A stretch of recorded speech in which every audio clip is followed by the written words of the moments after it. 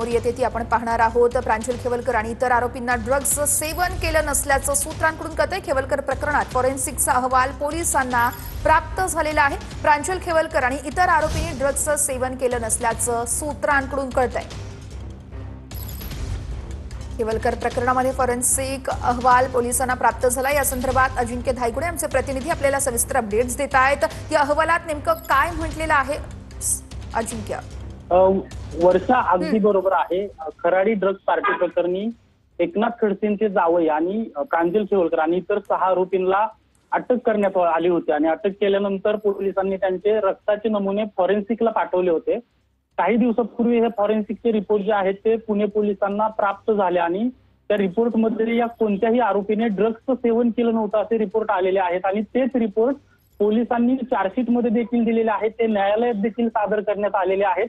पोलिसांकडून दावा केला जातो। अजिंक्य, तुम्ही असे सोबत राहा। स्वतः एकनाथ खडसे आपल्या सोबत आहेत। एकनाथजी, आपण पाहिलं खरं तर खेवलकर प्रकरणामध्ये आता एक नवीन अहवाल समोर आलेला आहे। कोणीही ड्रग्जचं सेवन केलं नव्हतं, काय तुमची पहिली प्रतिक्रिया आहे? मी आधीपासूनच मी सांगत होतो की त्यांनी कोणतेही ड्रग सेवन केलं नाही, बाळगलेलं नाही। 7 जणांची रेव पार्टी होऊ शकत नाही। त्यांच्यावर कोणताही गुन्हा दाखल नसताना त्यांच्यावर गुन्हे दाखल दाखवण्यात आलं। शेवटी पोलीस म्हणाले प्रिंटिंग मिस्टेक आहे। म्हणजे या सगळ्या गोष्टी जर पाहता हा एक रचलेला कट आहे असं वाटतं। खडसे, जे तुम्ही म्हणताय हा रचलेला कट वाटतोय, तुमचा रोख नेमका कोणाकडे आहे?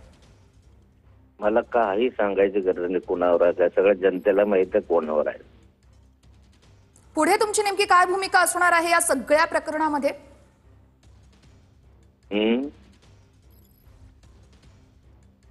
हॅलो, पुढे तुमची नेमकी भूमिका काय असणार आहे खडसेजी या सगळ्या प्रकरणामध्ये? आता काय न्यायालयीन लढाई, न्यायालयामध्ये लढवू। निश्चितच आपण पाहतोय प्रांजल खेवलकर आणि हे सगळं प्रकरण पाहता एकनाथ खडसे, खरं तर रोख तुमचा कोणाकडे आहे हे बघणं अतिशय महत्त्वाचं आहे। तुम्ही म्हणताय हा कट होता, तुम्हाला नेमकं कोणावरती निशाणा साधायचा आहे, नेमकं काय म्हणायचंय? कोणी हे सगळं केलं असावं? सर्व महाराष्ट्राला माहित आहे याच्यामागे कोण आहे, मला नाव सांगण्याची आवश्यकता नाही।